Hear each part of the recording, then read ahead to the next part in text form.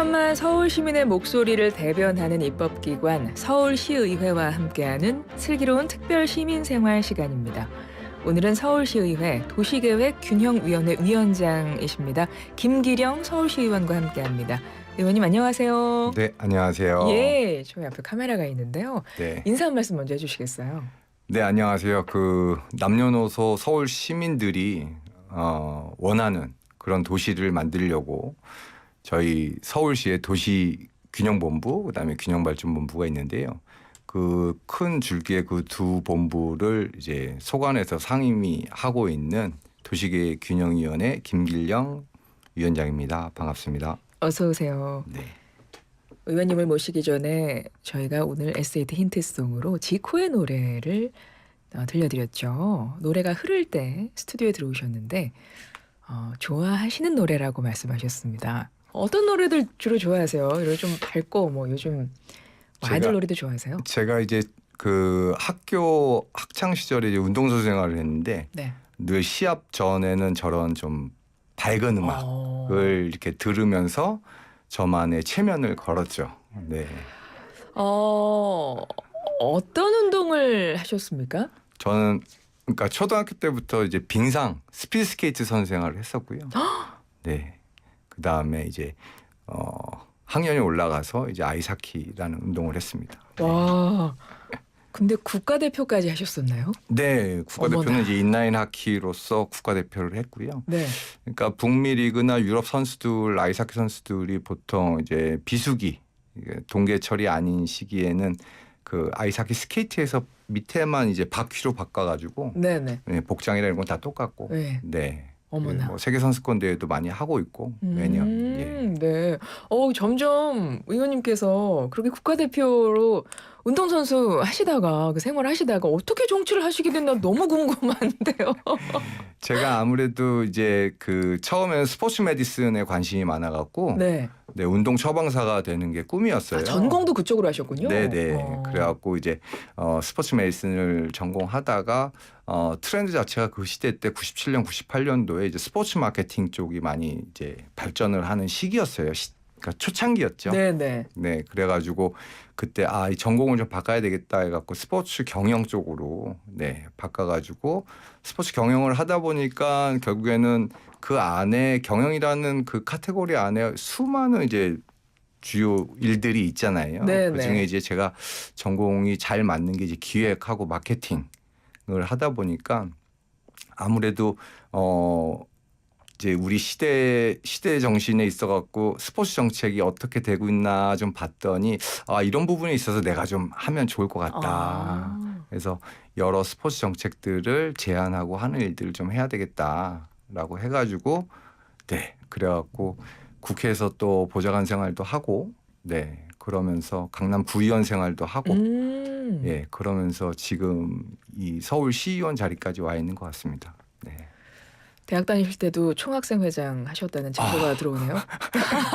제가 그 네네. 총학생회장은 아니고 저희 네네. 과에 이제 학생회장을 했었고요. 예. 네, 우리 단대 학생회장을 했었고 그다음에 조금 더 이제 좀 다른 거는 제가 저희 과 총동문회장을 이제 17년을 했어요. 어머나. 네. 아무나 할 수 없는 동문회장. 모든 동문이 동의를 하고 좋아해야 하는. 와, 그렇습니다. 그래서 김기령 서울시 의원과 이야기를 나누고 있는데 그렇게 해서 정치에 입문하게 되셨고 아까도 말씀하셨지만 강남 구의원으로도 활동을 하셨고 지금은 서울시 의원이십니다. 그리고 이번에는 도시계획균형위원회 위원장으로도 후반기 의정 활동을 하시게 됐어요.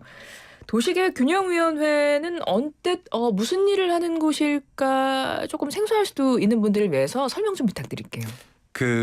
이제 저희가 서울에 그 도시계획을 수립하는 부서들이 있습니다. 네. 예를 들면 도시공간본부, 균형발전본부.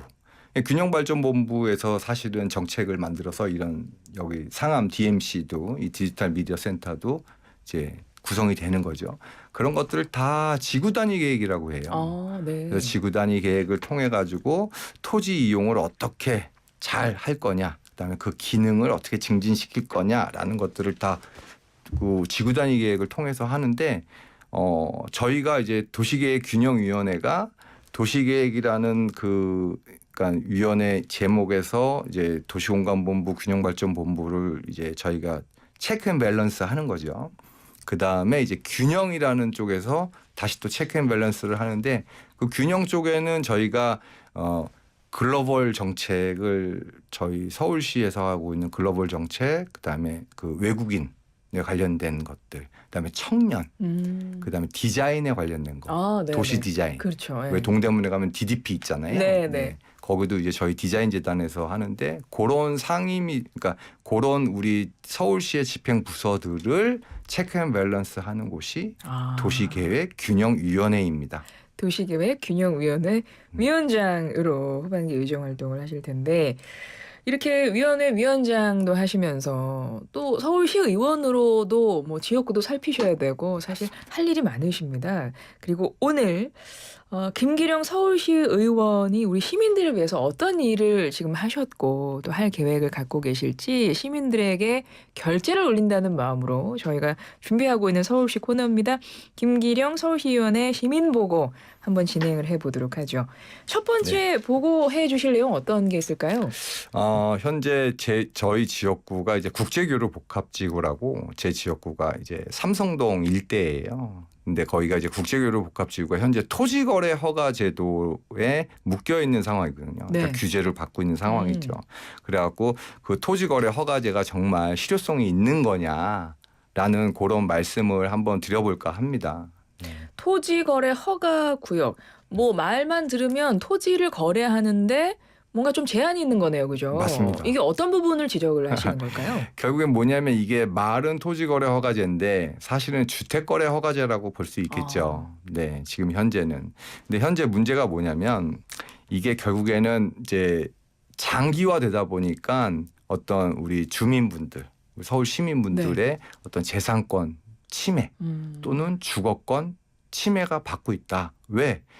어떤 주택을 거래하려거나 하면은 결국에는 관청으로부터 허가를 받아야 되거든요. 근데 네. 우리가 보통 주택을 거래할 때 부동산에 가서 거래를 하잖아요. 그렇죠. 네, 근데 이 지역들은 토지거래 허가 제도로 묶여 있는 지역들은 관청에서 허가를 받아야 됩니다.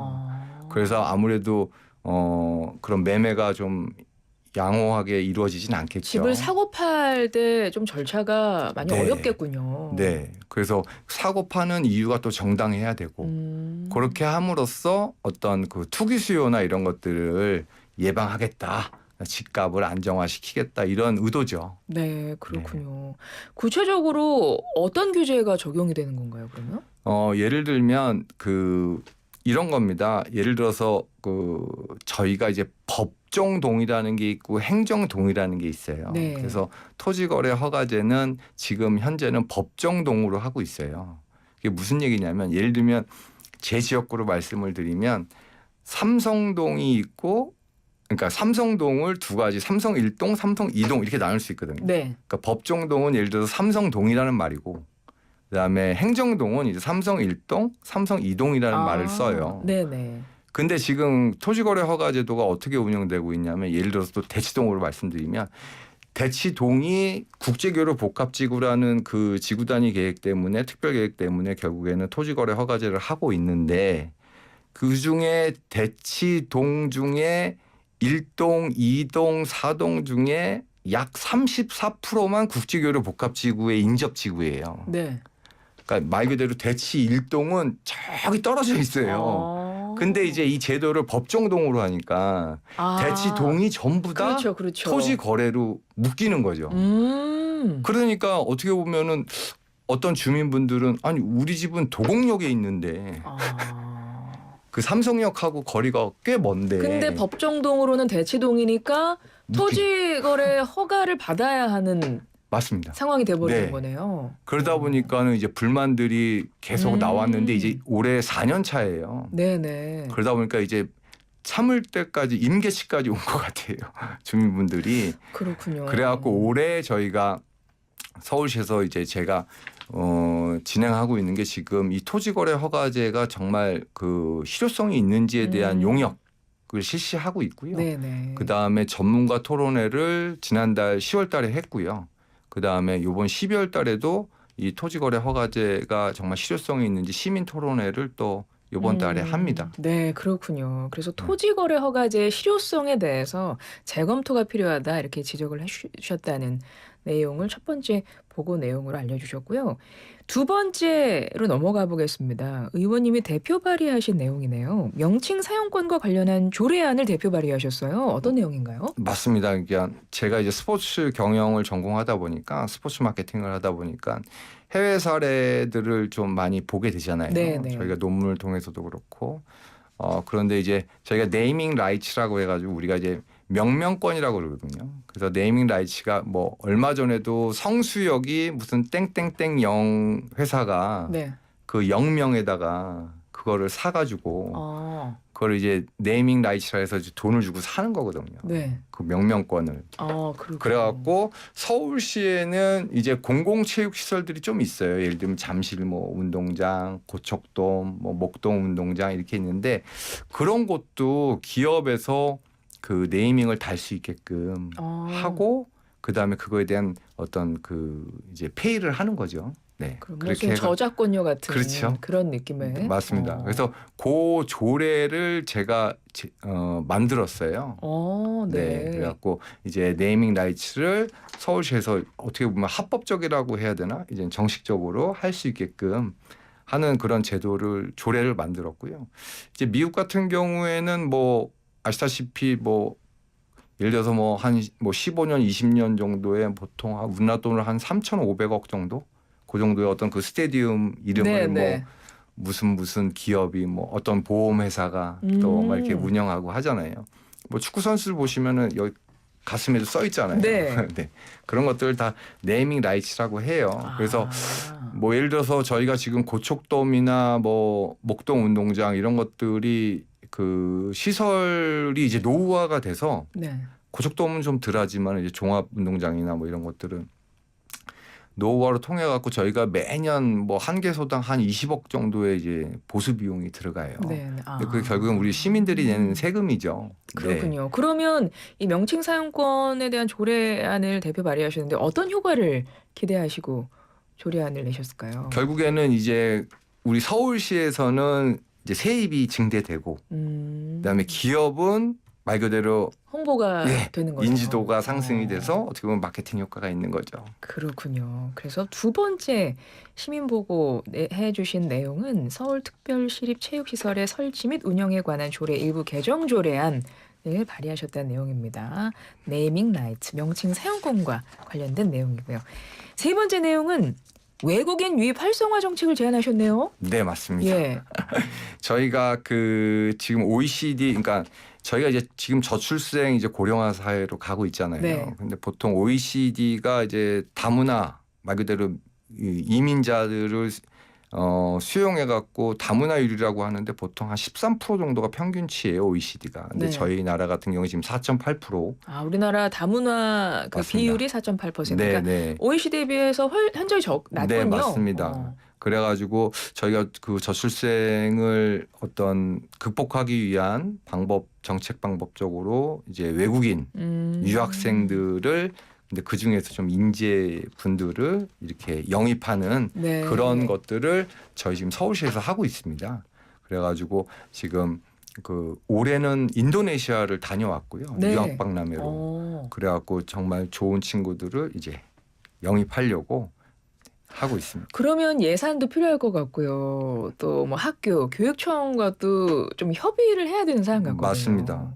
그래서 저희가 지금 상임위원회에서도 얘기하고 있는 게 과연 유학생들이 여기에 와서 생활하고 나서 정착이 많을지 아니면 초중고생들을 영입해서 여기서 정착을 하는 게 어떤 그 남아있는 어떤 퍼센티지가 더 많은지를 저희가 지금 고민하고 있어요. 그래서 저희가 볼 때는 지금 도시계획이 지금 트렌드 자체가 도쿄도 그렇고 뭐 유럽도 그렇고 직주락이라고 해가지고 결국에는 그 하나의 그 도시 안에 이제 직업과 주거와 이제 문화가 다 있어야 된다라는.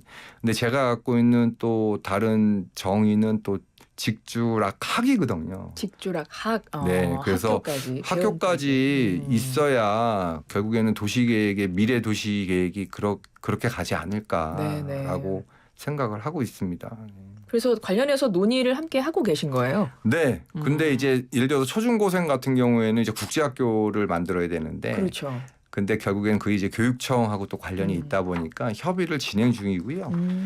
더욱더 중요한 거는 이제 주재원들 예를 들어서 국제교류 복합지구에 예를 들어서 주재원들이 오는데 그 가장 중요한 게 저희도 마찬가지지만 주재원들은 대부분 자녀들의 학교, 교육 또는 의료, 네. 안전 이런 게 우선시 되거든요. 네. 그래서 저희도 국제교류 복합지구에 그런 시설들이 좀 들어가야 되지 않을까. 그렇군요. 그래서 김기령 서울시 의원의 그 오늘 서울 시민들에게 보고하실 내용 3가지는 좀 정리를 해드렸고요. 앞서도 말씀드렸지만 도시계획위원장이십니다. 도시계획 균형발전위원회 위원장이신데 2957번님이 그러면 아파트를 들여야 하나요? 아까 노래 밝은 거 좋아한다고 하셨잖아요. 그래서 아파트 뭐 윤수일의 아파트가 좋으십니까? 로제의 아파트가 좋으십니까? 로제의 아파트 좋습니다. 전혀 망설임 없이 제가 질문 끝나기도 전에 로제의 아파트를 좀 부르실 수 있나요? 그냥 그거밖에 못해요. 아파트. 네. 그거 지금 손도 다 하셨거든요. 그거 하시면 다 하시는 겁니다. 예, 아유 대단하십니다. 역시 예 최신 노래를 굉장히 좋아하시는 김기령 서울시 의원님. 이제 마무리를 향해 가고 있는데요. 2024년 이제 연말입니다. 얼마 남지 않았고요. 2025년 이제 새해 앞두고 있습니다. 내년 의정 활동 각오 어떠세요? 저는 지금 그러니까 말 그대로 정책이라는 거는 제가 만드는 게 아니고 저희 서울시 집행부들이 만드는 거거든요. 네. 저는 말 그대로 그 정책에 대해서 이제 체크 앤 밸런스를 하는 거고 일단 혹시라도 좀 더 좋은 정책이 있으면 제안을 하고 그래서 공무원들하고 같이 이제 협의를 하고 하는데 지금 유럽 쪽에서 제가 지금 요즘에 하고 싶은 거는 요즘에 소상공인들이 되게 어려워요. 골목 네, 상권들도 네. 굉장히 어려운 상황이라서 제가 지금 생각하고 있는 거는 이제 영국에서 이제 어떤 제도를 하고 있냐면 이제 그 프레시 에어 루트라고 해가지고 그 내비를 이제 설정을 목적지를 설정을 하면 어디로 가면 말 그대로 좀 프레시 에어가 있다. 네, 미세먼지가 좀 덜하다라는 그런 정책들을 하고 있어요. 근데 저는 이제 대부분 그런 정책들의 결과물을 보면 결국엔 골목길, 자동차가 없는 길이거든요. 그래서 결국에는 그런 정책을 좀 한번 실현해서 그 사람들이 골목으로 좀 더 다가갈 수 있도록 그게 결국에는 골목 상권을 활성화하는 데 도움이 되지 않을까. 그래서 하이브리드로 늘 생각을 하고 있습니다. 알겠습니다. 후반기 의정 활동도 기대를 해보고요. 저희 마지막 질문 남았습니다. 어쩌면 잘 어려운 질문일 수도 있을 것 같습니다. 김기령 서울시 의원의 의정 아이콘은 땡땡땡이다. 어떻게 채워주실 수 있을까요? 제가 이제 세자보다는 6자를 갖고 있는데요. 저는 이곳이 미래다. 이곳이 미래다. 네. 어떤 의미일까요? 결국에는 제가 그렇게 꼭 만들고 싶어요. 제 지역구를 떠나서 서울시를 글로벌 탑 5 도시에 꼭 들어가게끔 해서 결국에는 도시는 가장 중요한 게 성장을 하는 도시여야 되고 살기 좋은 도시여야 되고 그다음에 서로 소통, 네. 커넥팅이 돼야 되거든요. 그건 교통뿐만 아니라 네. 세대 간에도 필요한 소통이거든요. 그다음에 친환경, 에코 프렌들리. 네. 그다음에 마지막으로 이제 트렌드. 그런 도시를 만들고 싶습니다. 근데 알겠습니다. 시민분들하고 다 같이 함께 만들고 싶어요. 그 미래가 현실이 되기를 기대하겠습니다. 지금까지 서울시의회 도시계획균형위원회 위원장이십니다. 김기령 서울시의원과 함께했습니다. 의원님 고맙습니다. 네, 감사합니다.